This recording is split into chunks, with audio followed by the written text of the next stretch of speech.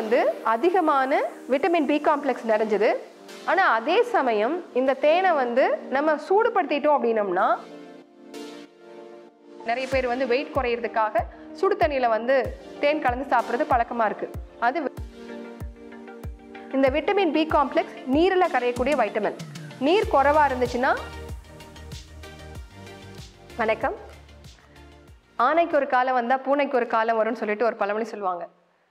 இதோடைய அர்த்தம் என்னன்னு பார்த்தீங்கன்னா, ஆ நெய் அப்படின்னம்னா, ஆ அப்படிங்கிறது பசு, பசுவின் நெய். பூ நெய் அப்படிங்கிறது தேன். அதாவது ரொம்ப அதிகமான குளிர் காலங்களில் பார்த்தீங்க அப்படின்னம்னா தோல் ரொம்ப வறட்சியாக இருக்கும். ஸோ அந்த சமயத்தில் உள்ளே குடலும் வறட்சியாக இருக்கும். ஸோ அந்த சமயங்களில் நம்ம ஆ நெய் பயன்படுத்தணும், அதாவது பசுமாட்டோடைய நெய் பயன்படுத்தணும்.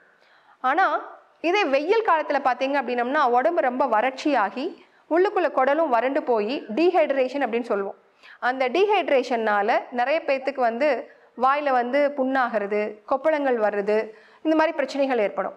ஸோ அதுக்கு காரணம் முக்கியமானது நீர்ச்சத்து பற்றாக்குறை இருக்கிறதுனால நம்மளுடைய வயிற்றுக்குள்ள இருக்கக்கூடிய லாக்டோபாசிலை அப்படிங்கிற பாக்டீரியா நீர்ச்சத்து இல்லாமல் வறண்டு போய் அது இறந்து போயிருக்கும். இது உற்பத்தி பண்ணுறதா விட்டமின் பி காம்ப்ளெக்ஸ். இந்த விட்டமின் பி காம்ப்ளெக்ஸ் நீரில் கரையக்கூடிய வைட்டமின்.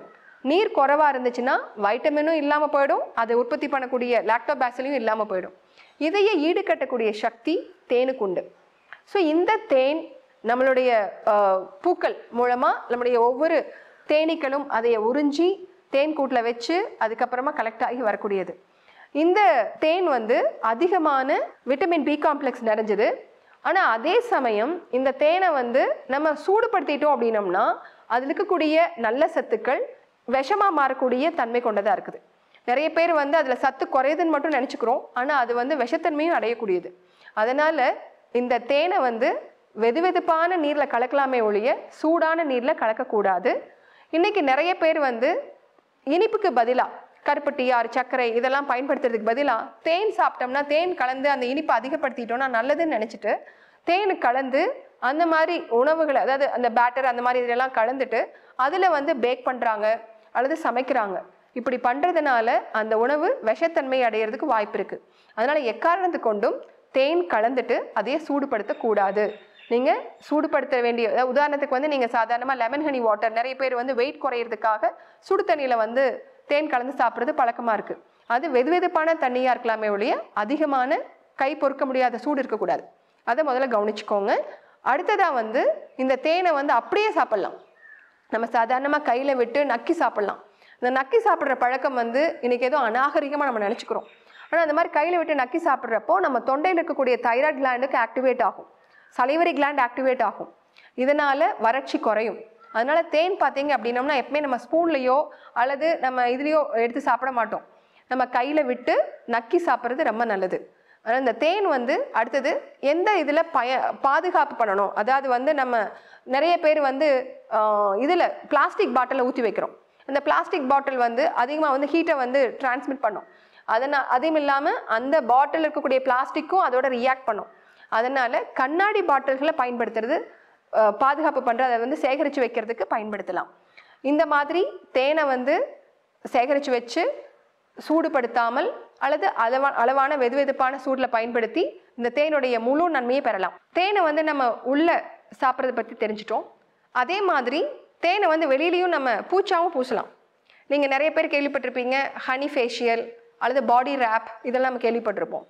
தோலுக்கு வந்து உறிஞ்சக்கூடிய சக்தியும் உண்டு. இப்போ நீங்கள் சாதாரணமாக ஒரு க்ரீம் எல்லாம் போட்டிங்க அப்படின்னா கால் வலிக்குது, இந்த மாதிரி ஏதாவது தொந்தரவுகளாக இருக்குது அப்படின்னம்னா நம்ம க்ரீமை அப்ளை பண்ணுறோம், அந்த வலி போயிடுது. வாலினி ஜெல் இதெல்லாம் நம்ம கேள்விப்பட்டிருப்போம். ஸோ அப்படின்னா உங்களுக்கு புரிஞ்சிக்க வேண்டியது, தோல்னால் உறிஞ்சவும் முடியும். அந்த தன்மையை பயன்படுத்தி நம்ம இதுக்கு வந்து நிறைய சமயங்களில் வந்து கையில் வந்து ட்ரைனஸ் இருக்கலாம், ஃபேஸில் வந்து அந்த ஸ்கின் எல்லாம் வந்து ட்ரையாக இருக்கலாம். இந்த மாதிரி ட்ரைனஸ் இருக்கிற சமயத்துக்கு தேனை வந்து லைட்டாக நீங்கள் தண்ணியோடு கலந்துட்டு அதை அப்ளை பண்ணிங்க அப்படின்னோம்னா உங்கள் ஸ்கின் மூலமாக அதை வந்து அப்சார்வ் ஆகி அந்த இடத்துல இருக்கக்கூடிய ட்ரைனஸ் குறையும். இதனால் இதை வந்து ஃபேஷியலுக்கும் நம்ம பயன்படுத்தி பண்ணலாம். அதே மாதிரி பாடி ரேப்பாகவும் பயன்படுத்தலாம். உள்ளுக்குள்ளே வந்து அதிகமான ட்ரைனஸ் இருந்துச்சுனாலும் உள்ளே வந்து அதிகமாக சாப்பிட முடியாத ஒரு சூழ்நிலை இருந்துச்சு அப்படின்னம்னா நம்ம எக்ஸ்டர்னலாக அப்ளை பண்ணுறது மூலமாகவும் இதுக்கு வந்து நன்மை கிடைக்கும். இன்றைக்கி நம்ம நிறையா வந்து சத்து குறைபாடுகளுக்காக நிறையா வைட்டமின் மாத்திரைகள் அது இது நம்ம சாப்பிட்றோம். அதுக்கு மாறாக இதை வந்து ஒரு சப்ளிமெண்ட்டாகவே நம்ம பயன்படுத்தலாம் தேனை. அதே மாதிரி அழகு மேம்படுத்திக்கிறதுக்காக ஒரு அழகு சாதன பொருளாகவும் நம்ம பயன்படுத்தலாம். ஸோ இவ்வளோ நன்மை கொண்ட தேனை சரியாக பயன்படுத்துங்க. உங்களுடைய உள் ஆரோக்கியமாகட்டும் அல்லது அழகாகட்டும் மேம்படட்டும். வாழ்த்துக்கள். நன்றி.